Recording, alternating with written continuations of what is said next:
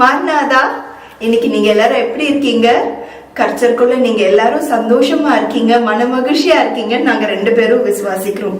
இன்னைக்கும் கூட வேதத்துல இருந்து ஒரு பகுதியை எடுத்து வாசிச்சு அதை தியானிச்சு கர்த்தர் நம்ம கிட்ட என்ன பேசுறாரு அப்படின்றத நம்ம பார்க்கலாம். வாசிக்கலாம். 1 ராஜாக்களின் புஸ்தகம் 17வது அதிகாரம் 12வது வசனம். 1 Kings chapter 17 verse 12. வாசிக்கலாம். But she said, "As the Lord your God lives, I have no bread, only a handful of flour in the bowl and a little oil in a jar. And behold, I am gathering a few sticks that I may go in and prepare for me and my son, that we may eat it and die." Yes. அதற்கு அவள், பானையில் 1 பிடி மாவும் கலசத்தில் கொஞ்சம் எண்ணெயுமே அல்லாமல் என்னிடத்தில் 1 அடையும் இல்லை என்று உம்முடைய தேவனாகி கர்த்தருடைய ஜீவனை கொண்டு சொல்லுகிறேன். இதோ, நானும் என் குமாரனும் சாப்பிட்டு செத்து போக அதை எனக்கு அவனுக்கும் ஆயத்தப்படுத்துகிறதற்கு 2 விறகு பொறுக்குகிறேன் என்றாள். இந்த சம்பவம் எதை குறிக்கிறதுனா, எலியா ஆகாப் ராஜாவுடைய அந்த அத்துமீறல் எல்லாம் பார்த்துட்டு எலியா என்ன பண்ணிடுறாரு, அந்த இஸ்ரவேல் தேசத்தை சபிச்சிடுறாரு. இந்த மாதிரி இனிமேல் மழையே பெய்யாது, நீங்க எப்ப மனம் திரும்புறீங்களோ அப்பதான் இந்த உலகத்துல இந்த பூமியில மழை பெய்யும் அப்படின்னு சொல்லிட்டு எலியா சாப விடுறதுனால என்ன ஆகுதுன்னா, எலியாவுக்கும் போஷிக்கிறதுக்கான திராணி இருக்கணும் இல்லையா, எலியாவுக்கும் சாப்பிடறதுக்கு ஏதாவது வேணும் இல்லையா, அதனால கொஞ்ச காலம் ஏசப்பா என்ன பண்றாங்க, எலியாவை கேரித் அப்படின்ற ஒரு ஆற்றங்கரையில நீ போய் இரு, அங்க உன்னை காகங்களை கொண்டு நான் போஷிக்கிறேன் அப்படின்னு சொல்லிட்டு எலியா கிட்ட சொல்லியிருக்காரு. அந்த கேரித் ஆற்றங்கரையில உள்ள தண்ணி எல்லாம் செலவழிஞ்ச பிறகு ஆண்டவர் என்ன பண்றாருன்னா, எலியாவுக்கு சாரிபாத் அப்படின்ற ஒரு ஊருக்கு போ, அங்க ஒரு விதவையின் வீட்டை உனக்கு நான் ஆயத்தப்படுத்திருக்கிறேன், அந்த விதவையை கொண்டு நான் உனக்கு போஷிப்பேன் அப்படின்னு சொல்லிட்டு ஆண்டவர் சொல்றாரு. சோ அதனால எலியா என்ன பண்றாரு, சாரிபாத் அப்படின்ற ஒரு வீட்டுல ஒரு விதவை இருக்காங்களா, அந்த விதவைக்கு ஒரு குட்டி பையன் இருக்காங்க, சரியா, அவங்க கிட்ட போயிட்டு எலியா இந்த மாதிரி எனக்கு கொஞ்சம் தண்ணி கொடுங்க அப்படின்னு சொல்லிட்டு கேட்கும் பொழுது அந்த விதவை என்ன பண்றாங்களா, தண்ணி எடுத்து வர்றதுக்காக உள்ள போகும் பொழுது எலியா கேக்குறாரா, எனக்கு ஒரு அடை பண்ணி நீ கொண்டு வா அப்படின்னு சொல்லி கேக்குறாராம். அதற்குதான் இந்த சாரிபாத்தூரின் விதவை என்ன பண்றாங்களாம், எனக்கு அடை இல்லை, ஏன்னா எனக்கு அப்பம் எதுவுமே இல்லை, மாவு கூட என்கிட்ட கொஞ்சமா தான் இருக்குது, அந்த கொஞ்சம் மாவும் அந்த கொஞ்சம் எண்ணெயை கொண்டு நானும் என் பிள்ளைய அடைய சுட்டு சாப்பிட்டு நாங்கள் சாக போகிறோம் அப்படின்னு சொல்லிட்டு எலியாவை நோக்கி இந்த விதவை பெண் சொல்றாங்களா. எனக்கு இந்த வார்த்தையை படிக்கும் பொழுது ஒரு கேள்வி தோன்றிற்று. என்ன கேள்வி என்னால், எல்லாரும் சாப்பிட்ட பிறகு நல்ல புஷ்டியாக ஆரோக்கியமாக உயிர் வாழத்தானே செய்வோம், அது எப்படி அப்பத்தை சாப்பிட்ட பிறகு நம்ம சாவோம்? இந்த இடத்துல அவங்க அதைதானே சொல்றாங்க, நான் இந்த 2 அடைய நான் என் பிள்ளைக்கும் எனக்கும் நான் கொடுத்துட்டு நாங்க சாக போகிறோம் அப்படின்னு சொல்லி சொல்றாங்க. இதற்கு என்ன அர்த்தம் என்று பார்க்க போனால், இதற்கப்புறம் அவர்களுடைய ஜீவியத்தை கொண்டு போகிறதான எந்த ஒரு காரியமும் அந்த சாரிபாத் வீட்டுல இருக்கிற அந்த விதவைக்கும் அந்த மகனுக்குமே இல்லை. இதற்கப்புறம் அவர்கள் உயிர் வாழ்றதுக்கு எந்த ஒரு சோர்ஸுமே இல்லை. எதை கொண்டு அவர்கள் உயிர் வாழ்வார்கள், எதை கொண்டு அவர்கள் ஜீவியத்தை அவர்கள் பார்த்து கொள்வார்கள் அப்படின்ற ஒரு சின்ன ஒரு கிரைட்டீரியா கூட அந்த ஊர்ல இருக்கிற அந்த விதவைக்கும் அந்த மகனுக்கு இல்லையும். அதனாலதான் அவங்க என்ன சொல்றாங்க, இதுதான் லாஸ்ட் அண்ட் ஃபைனல் சான்ஸ், இதற்கப்புறம் எங்களுக்கு ஜீவியத்தை தள்ளி கொள்ளுகிறதான ஒரு சோர்ஸ் எங்களிடத்துல இல்ல. அதனாலதான் அந்த அம்மா சொல்லுவாங்க, நாங்க சாப்பிட்டு சாக போகிறோம், இன்னும் கொஞ்ச நாட்கள் தான் எங்கள் உயிர் எங்களோடு கூட இருக்கும். அந்த அப்பத்தின் அந்த சக்தியை வச்சு, அந்த அப்பம் எனக்கு எவ்வளவு சக்தி கொடுக்குதோ அது வரைக்கும் என்னால இருக்க முடியும், அதற்கப்புறம் எங்களுக்கு ஜீவியத்தை தள்ளக்கூடியதான ஒரு திராணி எனக்கு இல்ல அப்படின்னு சொல்லிட்டு எலியாவிடத்துல போய் சொல்றாங்க. இந்த காரியத்தை நம்ம பொதுவா வாசிக்கும் பொழுது எப்படி நம்ம பார்ப்போம்னா, காக்காவை கொண்டு எலியாவை தேவன் போஷித்தாரு, சாரிபாத் வீட்டின் விதவையை கொண்டு எலியாவை தேவன் போஷித்தாரு அப்படின்னு சொல்லி நம்ம பார்ப்போம். ஆனா இதற்குள்ள மறைமுகமாக வேறொரு ஆவிக்குரிய கருத்தும் இருக்கிறது. அது என்னன்னா, நான் படிக்கும் பொழுது ஆண்டவர் எனக்கு எப்படி விவரிச்சு கொடுத்தாருன்னா, எலியாவை கொண்டு தேவன் காகங்களை போஷிக்க வல்லவராய் இருந்தார்.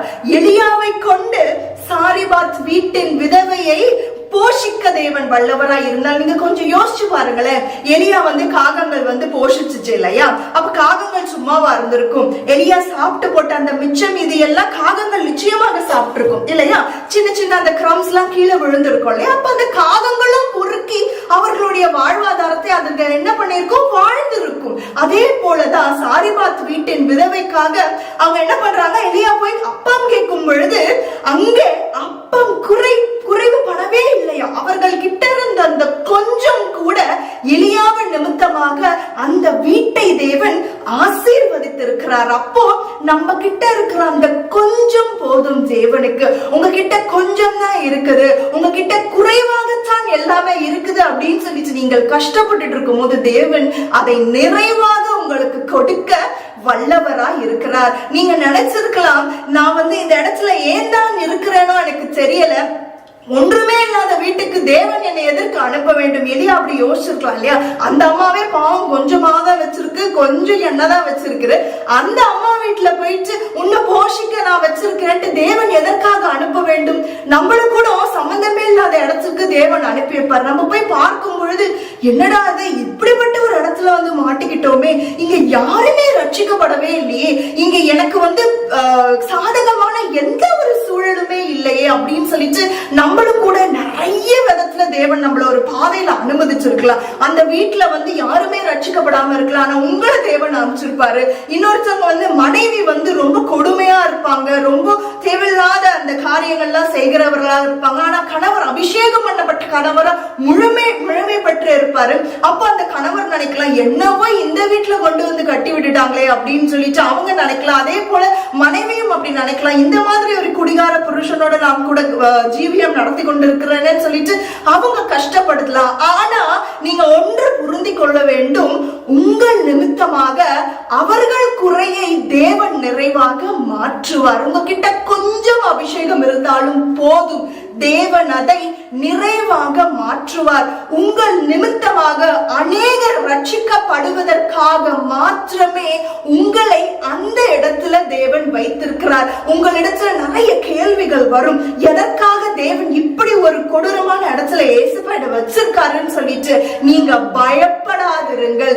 தேவன் இன்று சொல்லுகிறதான காரியம், உன் நிமித்தமாக நான் அவர்களை ஆசீர்வதிக்க போகிறேன், உன் நிமித்தமாக அவர்கள் குறைவை நான் நிறைவாக்க போகிறேன் என்று தேவன் இன்றைய தினம் வாக்களிக்கிறார். நீங்க அங்க பாருங்க, 13வது வசனத்துல எலியா சொல்றாரு, அப்பொழுது எலியா அவளை பார்த்து, பயப்படாதே, நீ போய் உன் வார்த்தையின்படியே ஆயத்தப்படுத்து, ஆனாலும் முதல் அதிலே எனக்கு ஒரு சிறிய அடையை பண்ணி என்னிடத்தில் கொண்டு வா, பின்பு உனக்கும் உன் குமாரனுக்கும் பண்ணலாம். அதுக்கப்புறம் 16வது வசனத்துல நீங்க பாருங்க, கர்த்தர் எலியாவை கொண்டு சொன்ன வார்த்தையின்படி பானையிலே மா செலவழிந்து போகவும் இல்லை, கலசத்திலே எண்ணெய் குறைந்து போகவும் இல்லை. அப்ப அதுக்கு என்ன அர்த்தம்? தேவன் எலியாவை கொண்டு அந்த விதவையின் வீட்டை பூரணப்படுத்திருக்கிறார். அங்க கொஞ்சம் தான் இருந்துச்சு, ஆனாலும் எலியாவின் நிமித்தமாக அந்த வீடே ஆசீர்வதிக்கப்பட்டது. நீங்க தொடர்ந்து வாசிக்கும் போது நீங்க பார்க்கலாம், அந்த விதவையினுடைய மகன் ரொம்பவே சிக்காப்படுத்தி இறந்து போயிருவாங்க. அதையும் தேவன் எலியாவின் மூலமா தான் சுகப்படுத்துவார். நீங்க யோசிக்கணும், ஏன் என்ன அங்க கொண்டு போய் வச்சிருக்கிறார்னா, உன் நிமித்தமாக அங்க ஒரு ஆத்துமா பிழைக்கப்படும், உன் நிமித்தமாக அங்க இருக்கிற குறைவுகள் நிறைவாக மாறும் என்று நீங்க முதல்ல விசுவாசிக்கணும். ஏசப்பாவோட வார்த்தையை எலியா கேட்டு விசுவாசிச்சதுனாலதான் அவர் சாரிபாத் வீட்டுக்கு போகிறார். அங்க இருக்கிற குறைவை தேவன் எலியாவின் நிமித்தமாக நிறைவாக மாற்றுகிறார். ஒன்று நீங்க கவனமாக புரிஞ்சு கொள்ள வேண்டும், உங்களுக்குள்ள இருக்கிற கொஞ்சம் அபிஷேகம் தேவன் நிமித்தமாக நிறைவாகும் பொழுது அந்த கொஞ்சம் அபிஷேகம் எப்பொழுதுமே உங்களுடைய ஜீவனை கொண்டு போகவே போகாது. எப்பவுமே அந்த அபிஷேகம் உங்களை சாகவே விடாது. எப்பவுமே அபிஷேகம் உங்களை நிறைவாக கர்த்தருக்குள்ள உங்களுக்குள்ள வாழ வைக்குமே தவிர்த்து உங்களை அந்த அபிஷேகம் சாக விடாது. இங்க அப்பமும் இந்த எண்ணெயும் தேவனுடைய வார்த்தையும் தேவனுடைய அபிஷேகத்தையும் குறிக்கிறது. நீங்க என்கிட்ட கொஞ்சமா தான் இருக்குது ஆண்டவரே நீங்க ஜெபம் பண்ணும்போது தேவன் உங்களை பூரணப்படுத்துவார். தேவன் உங்களுக்கு எவ்வளவுக்கு அவ்வளவு அபிஷேகம் தேவைப்படுமோ அவ்வளவுக்கு அவ்வளவு பூரணமாக கொடுத்து உங்களை நிரப்புவாராக. விசுவாசிங்க, தேவனிடத்துல விசுவாசமா இருங்க. உங்களை கொண்டு பெரிய காரியங்களை தேவன் செய்வார். விசுவாசமா இருங்க, வல்லமையா இருங்க. என் குறைகளையும் தேவன் என்னை நிறைவாக்குவார்னு நம்புங்க. தேவன் நிச்சயமாக உங்களை கொண்டு பெரிய காரியங்களை செய்வாராக. நம்ம ஜெபம் பண்ணலாம்.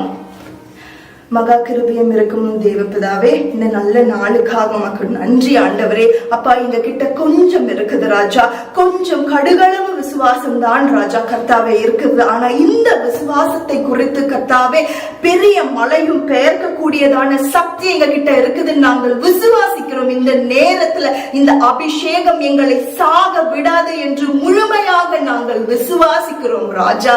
நீர் எங்களோடு கூட இருங்க. எங்கள் நிமித்தமாக கர்த்தாவே அநேக பேர் ஆசீர்வதிக்கப்பட வேண்டும் கர்த்தாவே. நீர் எங்களோட கூட எங்கள் கரத்தை பிடிச்சு எங்களை வழி நடத்துங்க ஆண்டவரே.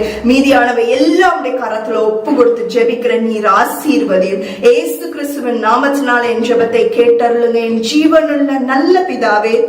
ஆமென். மரணதா. ஆமென். மரணதா.